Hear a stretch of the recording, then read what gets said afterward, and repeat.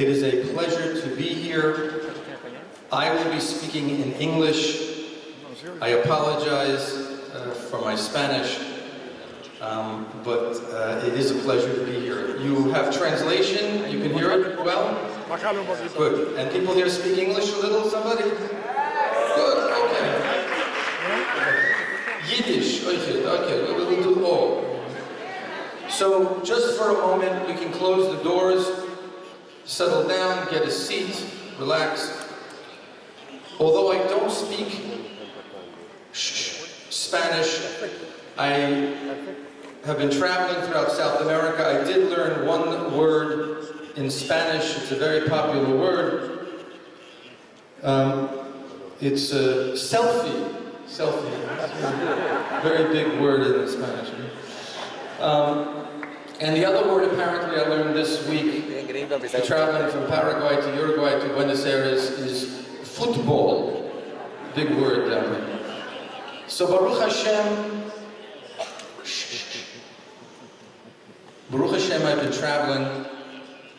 I've been traveling. I was in Brazil, in Sao Paulo, Curitiba, Rio de Janeiro.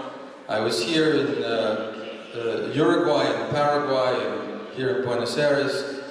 I was in Australia, in Sydney, and Melbourne, in England, Oxford, and London, and Israel, of course, and all throughout from in the United States, in Canada, Calgary, and Toronto, and Montreal, and all Chabad, and in the United States, Texas, and Nashville, and California, and New York, and Florida, and Idaho, and Omaha. And the Rebe is making Chabad houses faster than I can go to them. But I'm trying my best. Thank you, Rebe.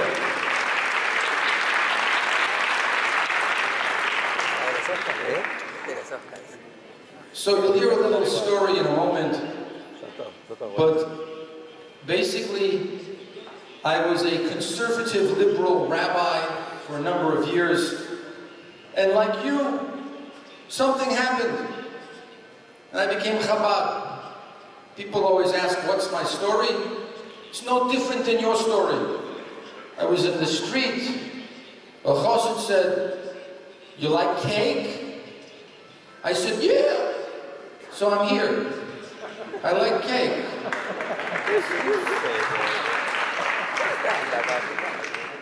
And now my children, thank God, Baruch Hashem, are Lubavitcher Hasidim. My son is a bocher right now in a mitzvah tank, driving up and down the coast, northeast coast of the United States at this very moment. He made a pledge to put 1,000 tefillins on people for the next 3 weeks. Last year, my wife and I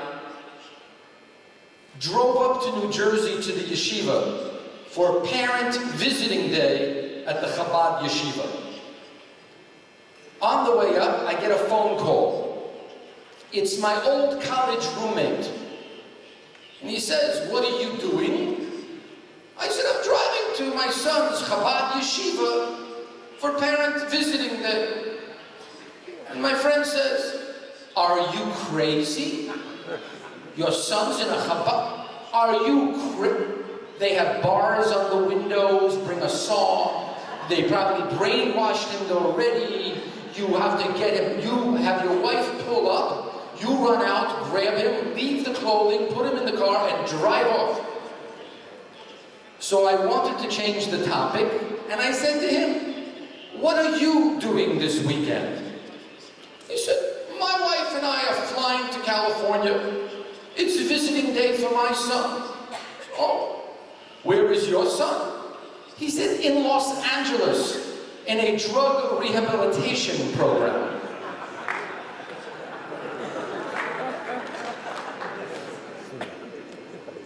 The Lubavitcher Rebbe used to say a sentence, and I say the Rebbe said a sentence, he only said it twice. But when the Rebbe said something more than once, people said it hundreds of times. And he used to say in Yiddish, Kehr a Welt heint. turn the world upside down. And he didn't say it like me. The Rebbe said it.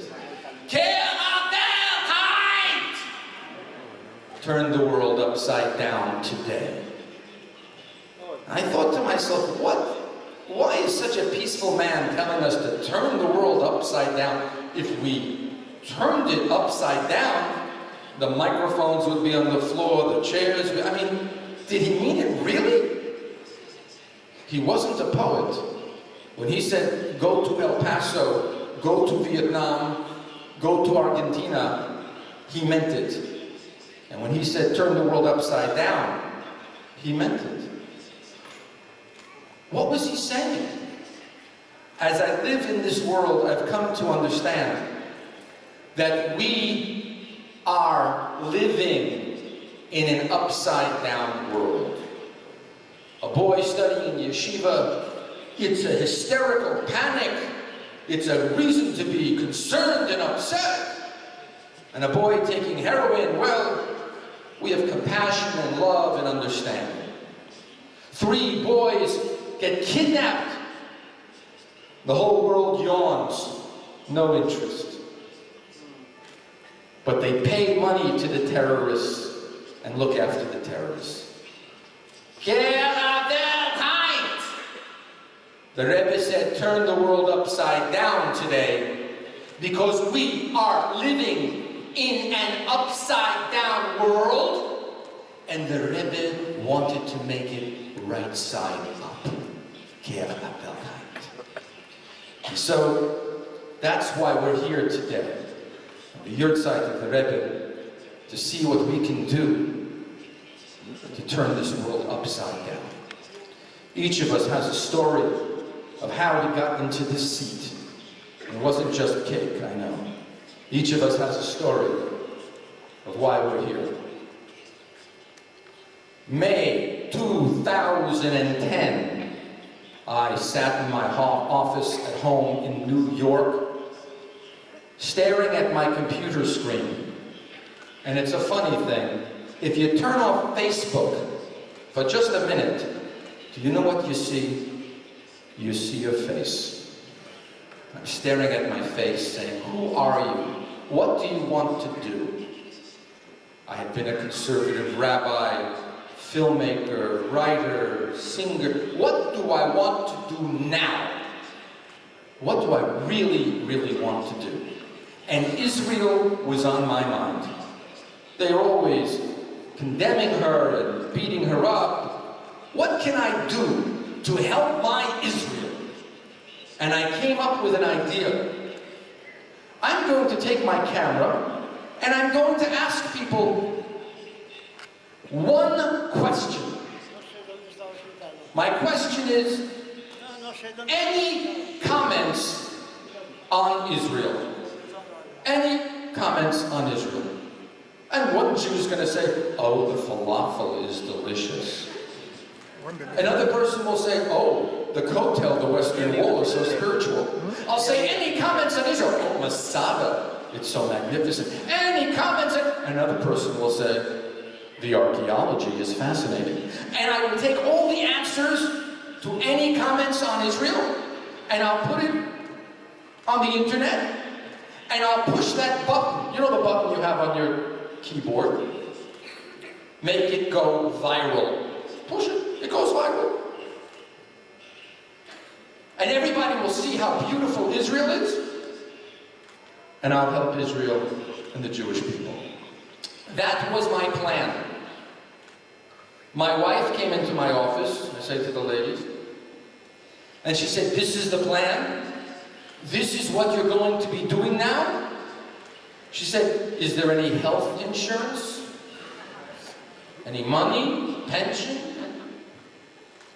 While we were having one of those husband-wife discussions, my son, 16 years old, teenager, he's up in his bedroom, and he's calling the White House, President Obama. He didn't get through, he got voicemail. And he leaves a message. Hi, this is Adam Nesanoff. I would like to come 10 months from now, next year, to the White House on Hanukkah and video President Obama lighting the Hanukkah menorah. Can you please call me back? 55255. They call him back. And they say, Adam, we're a little confused. Do you mean you want to come next year on Hanukkah? Or do you really mean you want to come next week for Jewish Heritage Day? And my son said, next week for Jewish Heritage Day. And as you know, it's a proud moment in a parent's life when our children learn how to lie correctly. So we received 3 press passes to the White House. I'll let the translator have a moment to figure out the word press passes. Hopefully he's got it. Yeah? Good. 3 press passes to the White House, media passes. One was for me, one was for my son, and one was for a friend of his who really shouldn't be allowed out in public any given time, but he went with us also. The 3 of us schlepped down to Washington. We get to the White House.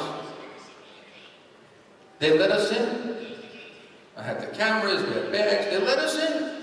And we went to the media room at the White House in Washington. And while all the other press were setting up their cameras, getting ready to work, I'm not just press, I'm like a tourist there. So I'm taking pictures behind the podium, you know, doing all the things a tourist would do. And then I do a very important thing.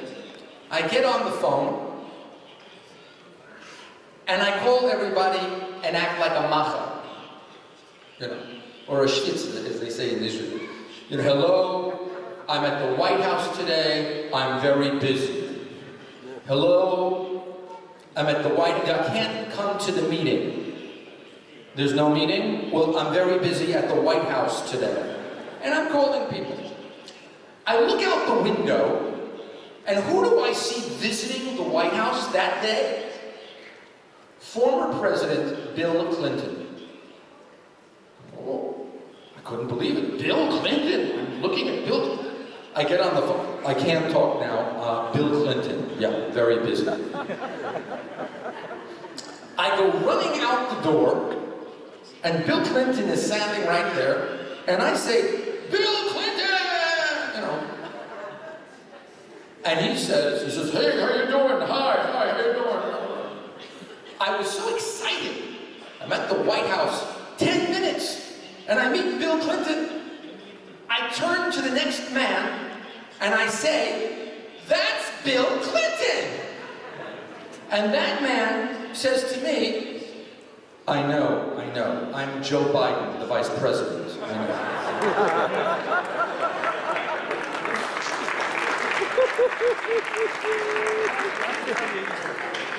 So, I met Joe Biden also. So the Jews were not coming for Jewish Heritage Day till the afternoon. It's like mincha. The afternoon. So we have the morning to be free and walk around. And I noticed even though there were no Jews there, I saw on the front lawn of the White House a Jew. It was a loose Jew. He was moving around on the front lawn of the White House. And it was a Chabad rabbi. A Chabad rabbi got loose and was on the front lawn of the White House. I don't know how he got there, but I was very confused. A Chabad rabbi coming 2 hours early to an event. I figured he thought it was yesterday and he's coming now. So I go up to him and I say, who are you? And he tells me he's Rabbi Levi Shem Tov, very famous, great rabbi in Washington, wonderful man. And he was there with a group of people to make kosher the kitchen at the White House. I was so thrilled. I took my camera out because now I'm a journalist for 5 seconds I've been a journalist. So my first interview, I take it, and I ask him a question. Are you gonna kosher the spoons? And he said, yes. And the forks? Yes. So now I'm a journalist for 10 seconds. I thought I would come up with a gotcha question. I don't know how to translate. It means that, you know, a real journalistic, tough question. So I said, is it milchiks or fleischiks? Meat or dairy? And he said, national security, I can't reveal that information. So I was ready to go home. I got the mashkiach at the White House. I'm good to go. But I did want to go that afternoon and ask that one question I had to help save Israel. Any comments on Israel? And hear about the falafel and hear about the archaeology. So we walk along the front of the White House, and I see Helen Thomas walking towards me with another lady. And I knew her as the most famous journalist in the world. 60 years in the White House. She had the front row seat. Her name was on it, center. She always had the first question. And at the end, she always said, thank you, Mr. President. She was there for 10 presidents. Since Kennedy and Eisenhower. Most famous journalist. I thought, she's been a journalist for 60 years. I've been a journalist for 60 seconds. I thought it was time we met. So we went over to her. Yarmulke is on, running tzitzis on Jewish Heritage Day. I took out my little camera and I put it in front of her and I said, any advice for new journalists? And she said something like, always ask questions. Always ask questions. You know, I did have that one question that I was saving for this afternoon to help Israel go viral and let people understand how precious Israel is. Since she mentioned it, I'll ask her the question first. And she's the first person. I put the camera in front and I said to her, any comments on Israel? Hashgacha pratit, hashgacha pratis, divine providence. In Spanish it's providence divina. We sit at home and we think we're making plans. We think we know what we're doing. And the Abish to the one above is right there. And he said, although I didn't know it, David, we can do better than falafel. I put the question in front of her, any comments on Israel? And she said, tell him to get the hell out of Palestine. I said, ooh. A week later, I was on Fox International News, and they said, Rabbi Nesanoff, when you said, ooh, what were you thinking? And I remember I said, I was thinking, ew. The Washington Post and the New York Times wanted me to write an article, and I wrote one for the Washington Post about the ooh. Every Jew has inside of him a shofar, a ram's horn.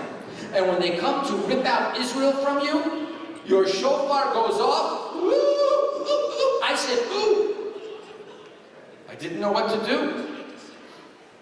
We're on the White House lawn. She's 89. I'm a journalist. Didn't want to get into a fist fight, you know.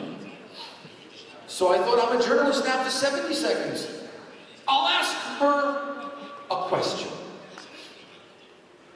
Where should they go? And she said, home, Casa. And because I asked the next question, I'm here today visiting you. And the next question is, where is home? And she said, Poland and Germany. Time out. I want to go back to Poland. I want to go back to the two Städtlach, the two villages of my bubbies and zadies, Sherbs and Drobnin. I want to go there. But I don't want to go this summer like I thought. I want to go in a time machine. I want to go, translate time machine for me. Time machine. I want to set it for pre-Holocaust, before the Holocaust. And I want to set it for a Friday. I want to go into the town of Sherbs, and I want to smell the challah.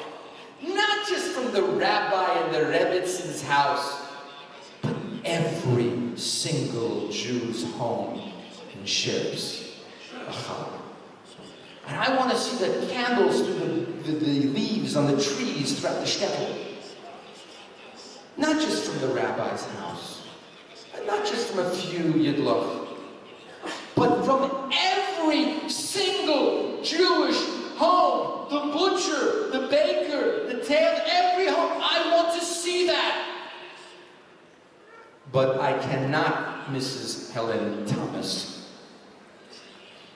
because there are no more challahs in Sherbs, and there's no more Shabbos licht candles.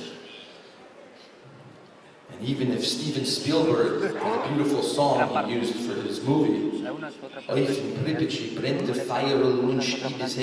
there was a hearth, fireplace, and the Rebe taught the little children. I can't see that either, because there are no more Pripyatchis, and there are no more rabbis, and there are no more kinderlach. No more children. They're killed, gassed, shot, dead. And I stand there, an American citizen, a Jew, with my son, in front of the White House on Jewish Heritage Day. And the woman that has been reporting to the world the truth for 60 years says, tell him to get the hell out of Palestine and go back to Poland and Germany. I went back to New York. I told some editors what I heard, and they said to me two words: no news. I was met with anti-Semitism at the White House and Jewish apathy in New York. But I thought I should do something with this video. But as we all know, and everybody in this room knows, if you want to put something on the internet, even if you're a billionaire with 50,000 employees, 10 jets and planes, if you want to put something on the internet, you need a 15-year-old to do it.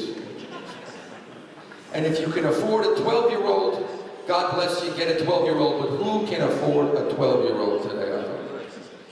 So my son was the right one to do the job. My son, but he had classes. He was finishing school, exams. So I waited an entire week, one whole week. Hashgacha pratis, divine providence. Something happened in the week that we waited. The flotilla from Turkey happened that week, and it's still in the news today. A boat of terrorists trying to go to Gaza, peacefully stopped by Israelis who boarded peacefully, without even machine guns, by rope. And the terrorists beat them, and whichever 18-year-old Jewish Israeli soldier was unconscious, they threw them into the Mediterranean. And finally, the Israelis took out 6-shooter guns and killed some of these terrorists. The entire world condemned Israel. Bad, bad Israel. Helen Thomas stood up in the front row of the White House. And she said, It was a deliberate massacre on the high seas by the Israelis against peace activists. And that would be the very last time she would sit, stand, or speak in Washington's White House. That night, my son had some time.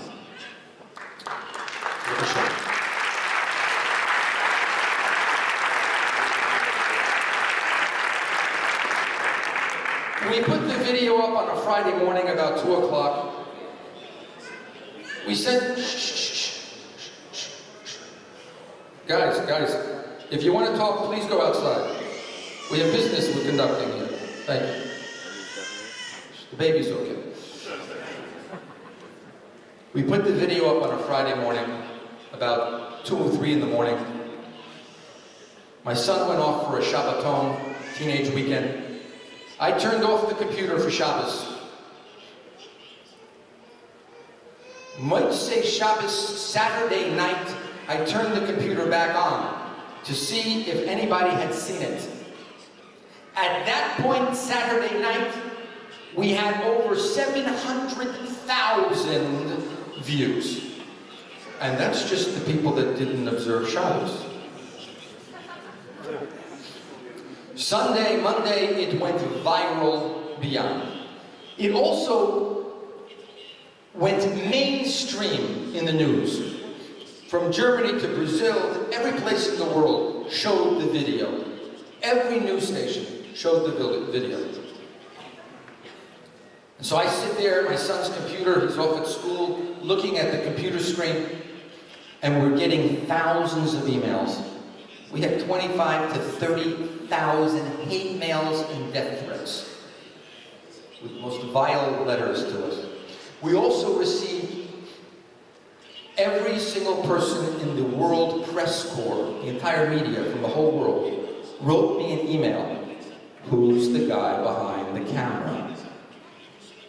Who is that? So I'm sitting there looking at all these emails come in from the press. What am I supposed to do with thousands and thousands of emails from the media, from the press?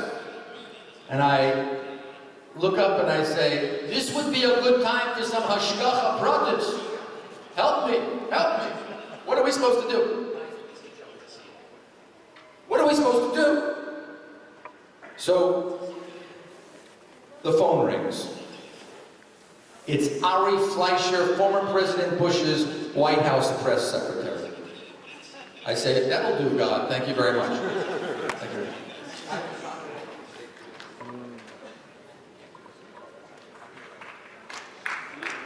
So,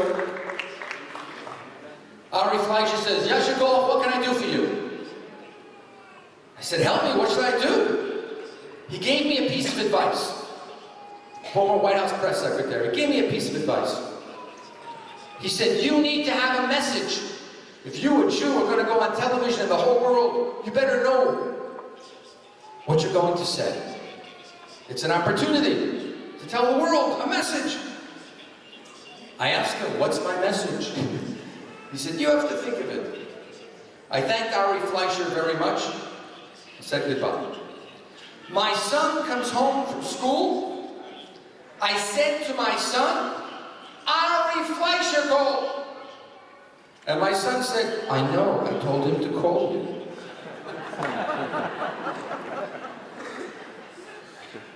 My wife and I are concerned about him.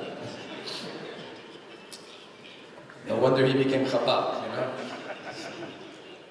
So, I said to my son, what's our message? What should we say on television? And my son said, we have to get some advice. We shouldn't come up with the answer. What's our message?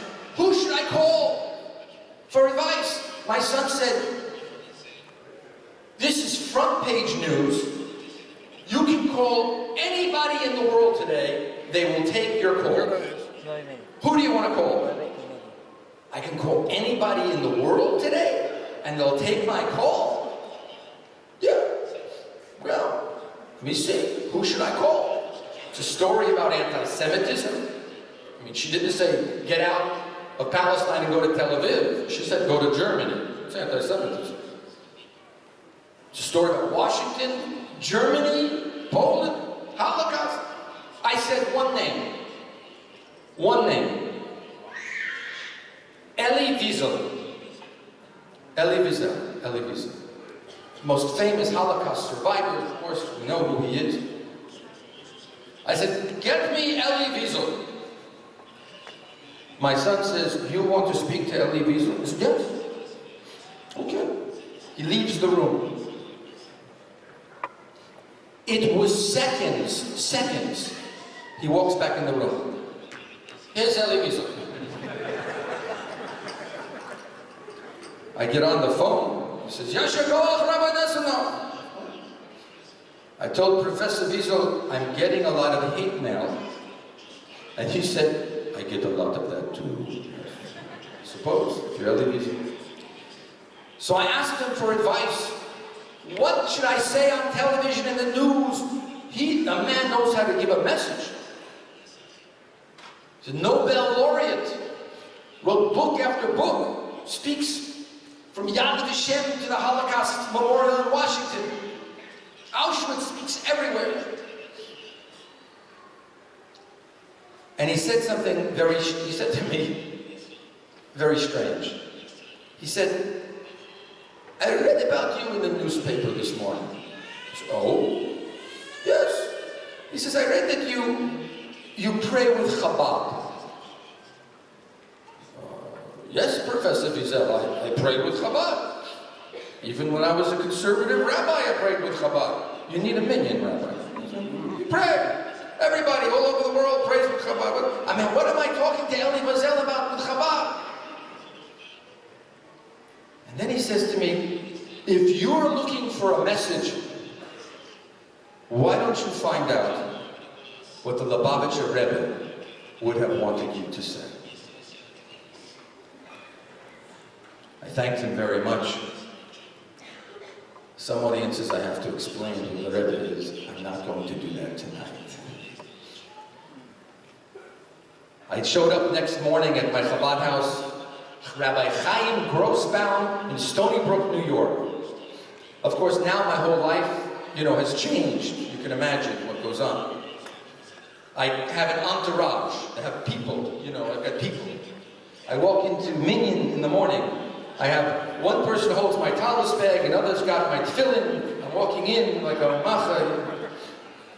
I have no time, I'm on the phone. I say, strap the tefillin on, I'll say amen later. After we daven, we pray, I go to Rabbi Chaim Grossbaum, and I tell him what Elie Wiesel said, that I should find out, what does the Rebbe want me to say? And like a good Chabad Shaliach, he's very modest. He said, I'm not the one to tell you. But he took it very seriously. He said, let me think of who we should call. Somebody that knows what the Rebbe would say regarding anti-Semitism, regarding Holocaust, regarding the press. And he said one name. He said, Rabbi Avraham Shem Tov. Avraham Shem Tov. Who, by the way, I had met his son at the White House that day. Rabbi Avraham Shem Tov. And I just actually met his family in Uruguay yesterday. So, he gets Rabbi Avraham Shem Tov on the phone. And he tells him that he's very familiar with the whole story. And he gives me a message. And now it's been a few years later, I learned and studied more about the Rebbe. And as they say in England, he was spot on. He was 100% the words of the Rebbe. And so, Baruch Hashem, thank God, because we've gathered here this evening for this very special moment, to just spend another moment remembering our Rebbe, I am going to have the zechut, the privilege of telling you this very brief message that was told to me and that I share with you. And his message was this: if you have a friend and your friend goes away for a year, is he still your friend? Yeah, still my friend. If your friend goes away for 4 years, is he still your friend? Sure.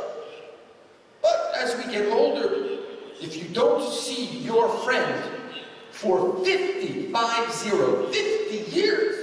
And is it still a friend? Maybe it's an old friend, maybe it's not a friend. I don't know, it's not.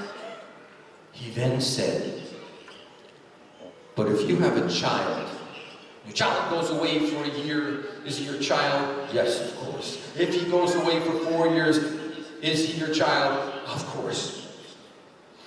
And then he said, if God forbid, I will say it in Hebrew, chas v'shalom, God forbid, a person, and I don't know what the circumstances are, but God forbid, as an example, a person doesn't see their child for 50 years.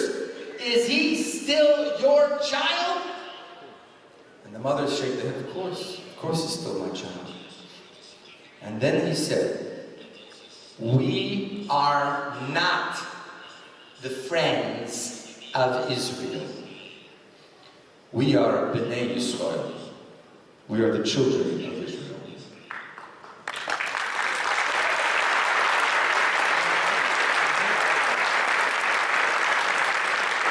Sometimes the children are away for 50 years in North America or South America, and sometimes the children are away for 2,000 years in the diaspora, and sometimes the children are away for 4 years in Auschwitz. The very nature of children is that they are forever. They have an eternal relationship with God, with their God-given land. And we are the Bnei Yisrael. And what this woman said, why are the Jews there? And when people are saying, today, why are they there? We must answer them with, because we are the Bnei Yisrael. We are the children of Israel. We don't tell them about the United Nations. And the Rebbe says, don't talk about Truman, and don't talk about the 47 war, and don't talk about the 48, and don't talk about the Dreyfus affair and the Balfour Declaration. Don't talk about the 67 war. Tell people that we are Bnei Yisrael. We are children, and our relationship with this God, this land, and this Torah are forever. So I've been delivering this message and going around telling people this message of the Bnei Yisrael. Ultimately, it's a story about anti-Semitism, anti-Jewish. And that's a long story we've had, not just at the White House that day. It's a story that continues on today in the news every minute. So I offer, how do we fight anti-Jewish? How should we fight it? Well, certainly Israel is doing her best to do her job. But how do we here fight anti-Jewish? The answer the Rebbe gives is by doing Jewish. Do it. You mean putting on tefillin is going to fight anti-Jewish? Yes. You mean lighting a Shabbat candle at the proper, correct time is going to fight anti-Jewish? Yes. You mean a kosher kitchen is going? Yes. And by the way, I did not say, listen carefully, I did not say feeling Jewish. I said doing Jewish. If my grandfather was a tennis player, tennis, yeah? And my mother said, David, I want you to feel tennis. Here, feel it, feel the tennis. No racket, no net, no, feel the tennis. How would my tennis game be? I don't want to feel tennis. I want to play and do tennis. And I don't want to feel Jewish. I want to do Jewish. And when I do Jewish, I fight all that is anti-Jewish in the world. And that's what we have to do. And that's why the Rebbe came up with his mivtsayim, his campaigns. It wasn't a book to read and think about. It was a do, do, do. You don't have to understand tefillin to put it on. Put it on, and then you could write the book about tefillin. And so,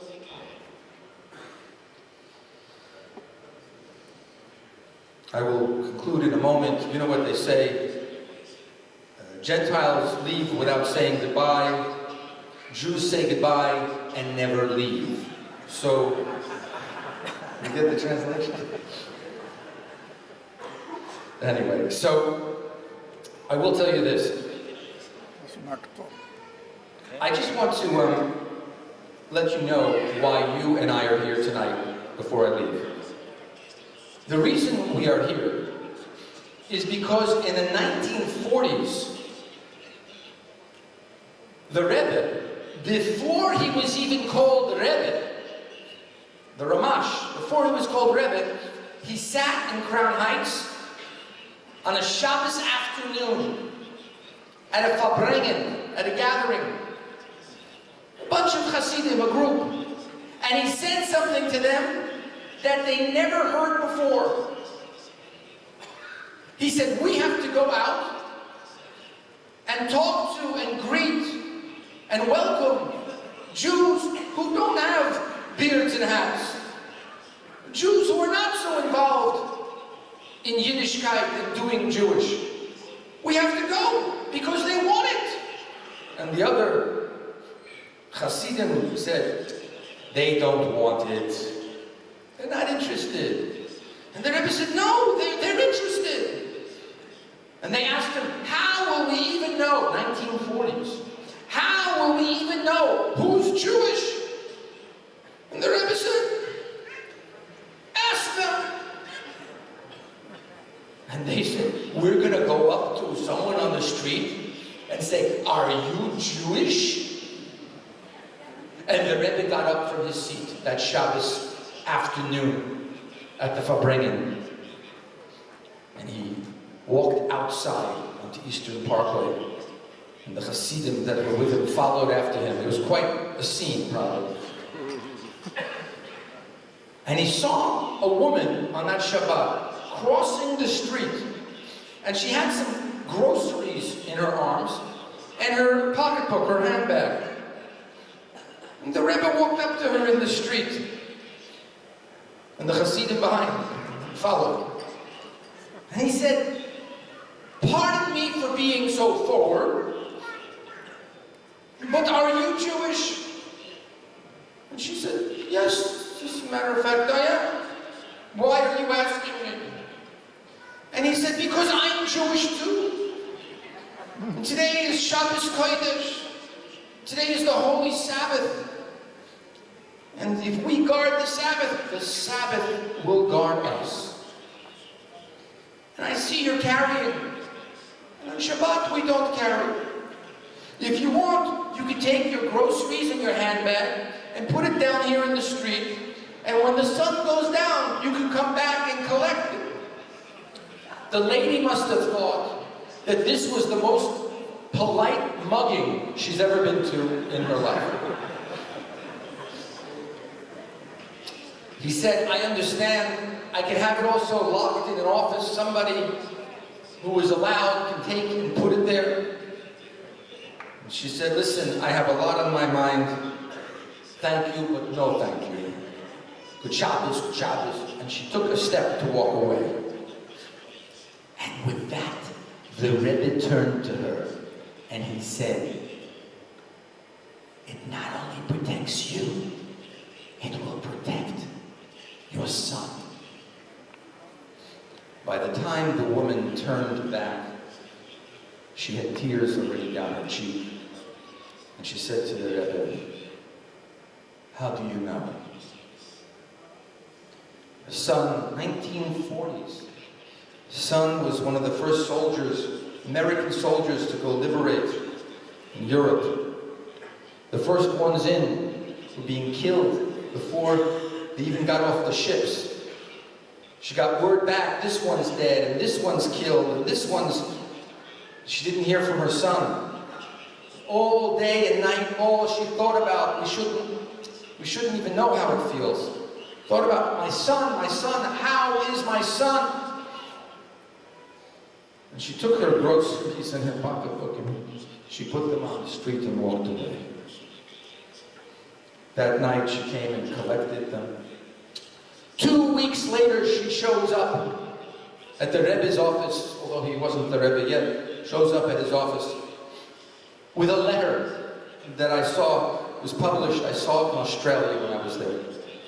And the letter was from her son, written that weekend, telling his mother that he's alive, although this one died, and this one was killed, and this one died, and it's a miracle. He cannot believe he's alive, but he wants her to know he's alive.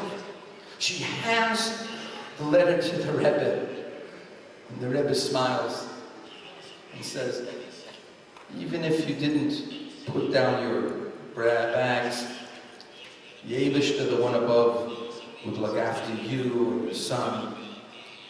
But when he comes home, you should enjoy Shabbos together.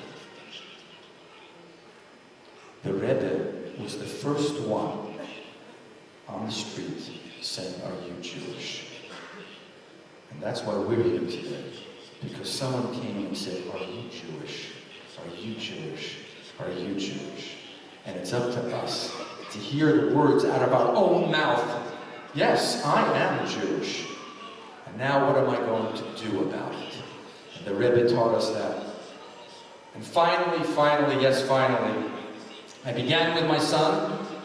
I want to end with my son also. And by the way, Helen Thomas was thrown out of the White House. She was thrown out of all the places and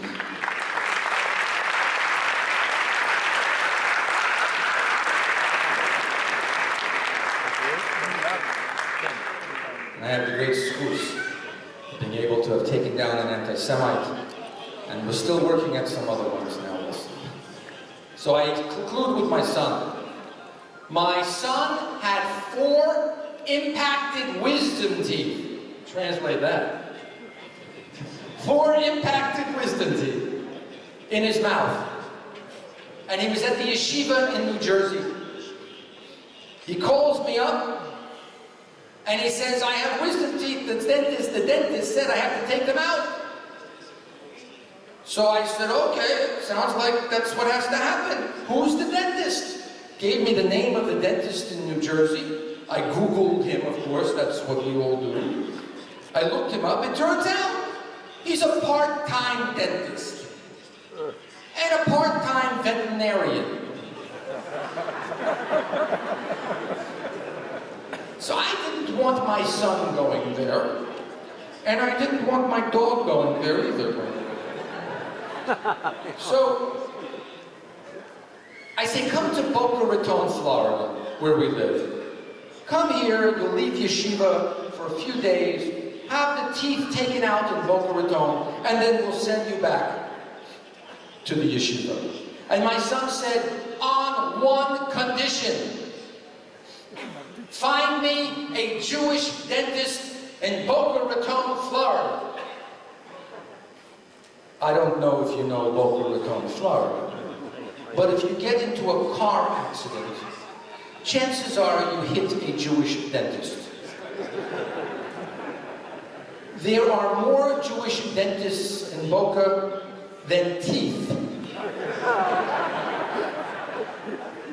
I found him a Jewish dentist. My son comes and he says to the dentist, did you put tefillin on this morning? And he says, no. Oh, he actually says what every Jewish man says sometimes, not today. He says, would you like to put it on? And the dentist said, okay. Takes off his jacket, rolls up his sleeve, puts it on. He says the bracha, the blessing. He says, Shema Yisrael, Hear O Israel. He says a silent prayer. We take a selfie. We put it on Facebook. All the traditional things. And then he takes the 4 teeth out of my son's mouth. My son comes home to the house in Boca. He's fine. He's resting. That night, at 11:30 p.m. at night, the phone rings. Now, I think you don't understand. 11:30 p.m. in Boca Raton, Florida, a phone rings. We eat dinner at 3:30 in the afternoon. At 4:30, we already watched the Late Show, the news, and we're going to bed. 11:30 at night, the neighbors were saying, "What's that noise? What's that?" I pick up the phone. It's the dentist. Hello? He wants to speak to my son. I give the phone to my son. He puts it in.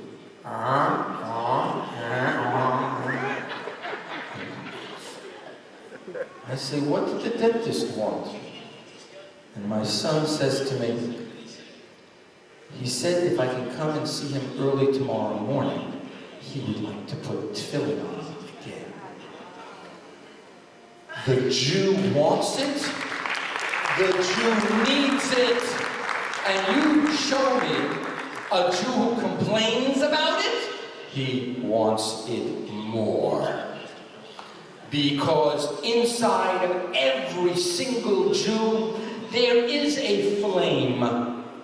And it's born, it comes from the very ashes of that pripyat, that fireplace of our bobbies and zadis, of our grandmothers and grandfathers.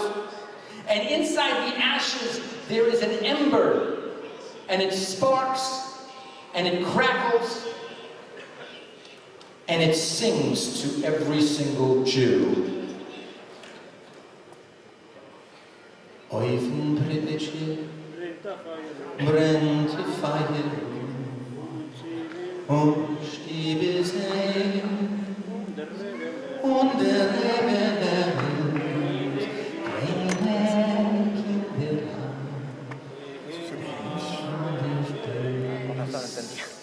On the hearth burned a little flame, and it warmed the room, and the rabbi taught the little children the Aleph base.